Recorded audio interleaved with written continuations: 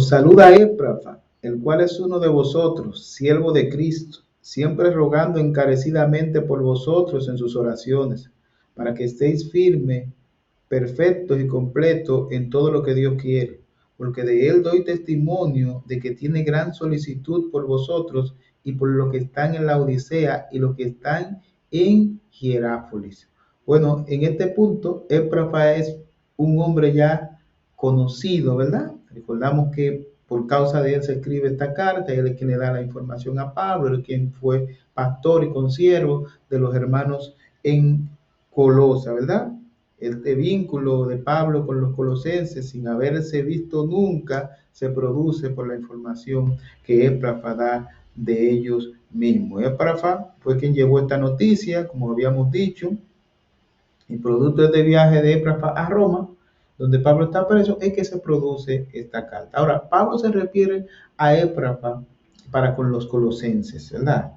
Es uno de vosotros. Éprafa es uno de ustedes. Le saluda a Éprafa, quien es uno de vosotros, pero también Pablo reconoce que es un siervo de Cristo y lo reconoce como alguien que rogaba encarecidamente por los colosenses, como alguien que estaba junto con Pablo allá, pero que estaba orando y estaba pendiente de ello. Pablo da testimonio de este afecto y entrega de Éprafa a favor de los colosenses, ¿verdad? Éprafa también fue un colaborador de Pablo, fue allá e informó y Pablo entonces respondió a través de una carta. En el versículo 14, en la parte A, aparece otro personaje bastante conocido para nosotros. ¿Sí? Dice, os saluda Lucas, el médico amado. Y Lucas era este hombre médico, digamos el médico de cabecera de Pablo.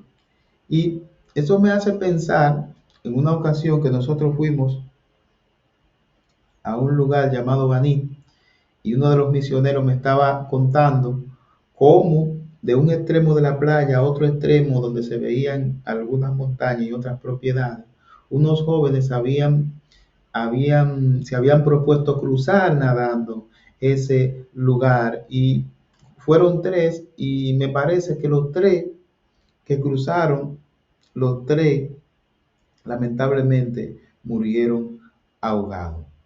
Y nosotros vemos personas que no tienen la formación para hacer algunas cosas, pero en contraste con estos jóvenes que murieron ahogados al cruzar ese lugar, nosotros tenemos un nadador dominicano, un nadador de alta, como le llaman, de alto rendimiento. Y ese nadador de alto rendimiento se llama Marcos Díaz. Y Marcos Díaz le dio la vuelta a la isla de Manhattan nadando. Pero Marcos Díaz no lo hizo solo. Mientras Marcos Díaz va realizando esa hazaña, van personas en un bote, van personas en helicóptero, va un equipo médico supervisando a Marcos Díaz, cualquier cosa que le pueda pasar a Marcos Díaz, para cuidar de su vida, para proteger su salud. Y Pablo era como una especie de nadador de rendimiento, ¿verdad? Y tenía en su cabecera un médico para cualquier cosa que le pasara. Pablo no estaba solo, hasta un médico tenía, un médico de cabecera, y ese médico era Lucas, y Pablo le llama el médico amado. Cuando Pablo tosía, ahí estaba Lucas. Pablo tenía fiebre, ahí estaba Lucas. O sea, la obra de Dios también requiere de especialistas, también requiere de personas preparadas y muchos hombres y mujeres se preparan en el área de la medicina y se van a las misiones, se van a otros lugares o sirven en iglesias a donde tienen consultorios y ayudan a la gente en el área de salud. Y este hombre servía junto a Pablo y le servía a Pablo con su profesión. Y Dios quiere que nosotros usemos nuestros talentos, usemos nuestras profesiones, usemos las cosas que nosotros podemos hacer para edificar la iglesia. No importa si tu nivel de profesión no es alto, como quiera, tú puedes ser útil. Si eres electricista en la iglesia, si eres enfermera, cualquier cosa que tú hagas, que tú sepas hacer por la disposición de la obra de Dios, como estaban estos hombres a disposición de la obra de Dios. Dios ha dado facilidades con las que tú puedes servirle, con las que tú puedes glorificarle. Ten pendiente también, por lo que voy a leer ahora, que no todos en la iglesia, no todos en la agrupación de Pablo necesariamente eran regenerados y tenían la misma valentía para seguir adelante. Nosotros encontramos en esta lista de los que envían saludos, Pablo dice, al lado de Lucas, dice Lucas, el médico amado, y luego dice, y Demas. Y Demas. Y es interesante notar que Pablo dice algo interesante, algo bueno de todos los anteriores. De Tiquito dice que era un amado hermano, que era un fiel ministro, que era un consiervo del Señor. Dionésimo dice, a pesar de que era un fugitivo, un hombre que andaba huyendo, se refiere a él como un amado y fiel hermano. De Aristarco, que era su compañero de prisiones, se refiere a Justo, lo reconoce junto a los demás como los únicos de la circuncisión que estaban con él, Aristarco, y a Marcos. O sea, a Éfrafa, ya sabemos el valor que tiene Éfrafa por esta carta que se escribe, y a Lucas se refiere como médico amado. Ahora bien, salta a la vista y es necesario que nosotros veamos y consideremos que en esta carta Pablo dice y Demas. Pablo solo dice y Demas y no dice nada afectivo ni nada referente a Demas. Y uno se pregunta, pero ¿y era que no había nada que decir del pobre Demas? Por lo que parece, Demas no exhibía ningún fruto que Pablo pudiese reconocer. En esta lista nosotros vemos, por ejemplo, que Marco en un momento no se tenía nada que decir de él, pero luego vemos que ese mismo Marco, Pablo lo está recomendando. Sin embargo, de Demas solo dice, y Demas. En las escrituras nosotros vemos a Pedro, por ejemplo, en un momento hundirse, en un momento fraguar, pero luego lo vemos dando un discurso donde se convierten más de 3,000 personas. Lo vemos navegar, ¿verdad? Sin miedo. A ese mismo Pedro. Pero sin embargo, nosotros vemos acá que Pablo solo dice y Demas. Y hay quienes llegan a los ministerios y llegan a las iglesias por otras razones. Y de la misma manera lo abandonan. Demas no soportó la prisión del ministerio y Demas finalmente abandonó el ministerio. Nosotros vemos 2 de Timoteo capítulo 4, 9 al 10, donde Pablo le dice a Timoteo, procura venir pronto a verme, porque Demas me ha desamparado amando este mundo y se ha ido a Tesalónica. O por alguna razón, ¿verdad? Pablo parece que estuviera visualizando a futuro lo que iba a pasar con Demas. Y nada más lo señaló. Y Demas, probablemente el testimonio de Demas entre ellos era un mal testimonio. No se tenía nada que decir de Demas. Y Jesús tuvo a Judas entre ellos, pero Pablo tuvo a Demas. Y en nuestras iglesias, en nuestros lugares a donde nos reunimos a orar, en nuestros templos, también tenemos personas como Judas y tenemos personas como Demas. Hay colaboradores, pero hay personas también que nos sirven de desaliento y nos sirven también de tropiezo. Y cualquiera que tenga algún tiempo en el ministerio, de seguro ha experimentado ser defraudado o malentendido con razón o sin razón. Pablo y Bernabé tuvieron un desacuerdo, el cual lo condujo a su separación ministerial, ¿verdad? Sin embargo, de Demas no hubo nada bueno que decir. Por tales razones, aunque cosechamos buenas relaciones en el Evangelio y en el ministerio, nunca debemos olvidar que el único que no falla es el Señor. Que no nos desanimemos por aquellos que están en medio nuestro, que no han sido regenerados y que muchas veces están tratando de destruir aquello que nosotros estamos construyendo. Y esas dificultades relacionales no deben amedrantarnos a nosotros. Pablo llamó a alguien de su confianza para ser alentado, para ser alentado, ¿verdad?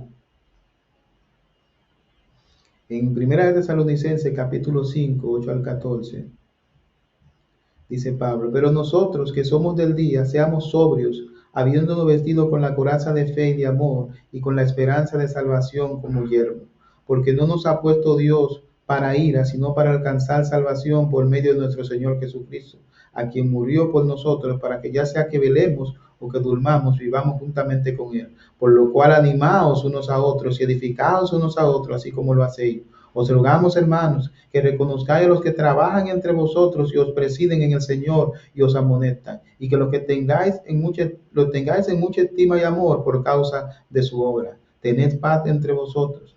También os rogamos, hermanos, que amonestéis a los ociosos, que alentéis a los de poco ánimo, que sostengáis a los débiles, que seáis pacientes para con todo. Y en los versículos 15 al 18, Pablo manda saludos finales a los colosenses y a las ciudades vecinas. Dice, saludad a los hermanos que están en la Odisea, a Ninfa, la iglesia que está en su casa. Cuando esta carta haya sido leída entre vosotros, haced también que se lea en la iglesia de los laodicenses y que la de la Odisea se leáis también vosotros. Decid Arquipo, mirad que cumpla tu ministerio que recibiste en el Señor. La salutación de mi propia mano, de Pablo, acordaos de mis prisiones, la gracia sea con vosotros. Amén. O sea, aprovechando la cercanía, recordemos que Colosa, la Odisea, Hierápolis, quedaban todos en el mismo valle, en el valle del Ico. Por esta razón, Pablo termina saludando a esas ciudades vecinas y saluda a Ninfa, que parece un tanto femenino, en algunos manuscritos aparece como masculino, como pronombre correspondiente, y aparentemente había una iglesia que funcionaba en la casa de Ninfa, a la que Pablo también envía salud. No sabemos si era hembra o si era varón. Ahora, de lo que estamos seguros es que era una sierva o siervo del Señor. Y la carta de los Colosenses iba a ser leída en esta iglesia. Algunos creen que esta carta fue una carta a los laodicenses, otros creen que Pablo se refiere a esta carta a los efesios, sin embargo hay algunos desacuerdos. Sin embargo, me gustaría referirme al Arquipo. Arquipo solo se menciona en este pasaje y en Filemón 2. Y Pablo le ordena al Arquipo que cumpla su ministerio, cumple tu ministerio que recibiste en el Señor. Y los ejemplos dejados por los colaboradores, aparte de Demas acá, son ejemplos que constituyen un incentivo para este Arquipo cuando esta carta sea leída. Todos estos hombres que mandaron saludos eran hombres que tenían un testimonio y que habían arriesgado su vida y habían dejado su familia por causa del Evangelio. Pablo está diciendo, cumple tu ministerio. Lo que el Señor espera de cada uno de nosotros es que cumplamos nuestro ministerio. Y la costumbre final de Pablo era que usaba un amanuense para que escribiese su carta, equivalía a un secretario, pero a menudo él añadía la salutación final escrita por su propia mano. Así lo hizo en otras cartas, lo hizo en Corintios, lo hizo en Tesalonicenses, lo hizo también en Filipenses. Y él les pide que se acuerden de sus prisiones. Recuerden, Pablo está preso, no puede salir de allí. Acuérdense que yo estoy preso. Oren por mí. Y concluye con su conocida salutación: la gracia sea con vosotros. Y esta frase resume el mensaje de Colosenses: la salvación es por gracia. La salvación es mediante la fe en Cristo. Y Él es todo suficiente, no mediante obras humanas, como enseñan los falsos maestros. ¿Qué queremos aplicar? Lo primero es que cada uno de nosotros tiene dones y talentos. Y estos dones y talentos muchas veces son diferentes. Los dones que yo tengo son diferentes a los que tú tienes. Por tanto, yo necesito de ti y tú necesitas de mí. Dice 2 de Pedro, capítulo 1, versículo 3. Como todas las cosas que pertenecen a la vida y a la piedad nos han sido dadas por su divino poder, mediante el conocimiento de aquel que nos llamó por su gloria y excelencia. O sea, usted y yo hemos sido equipados por el Señor.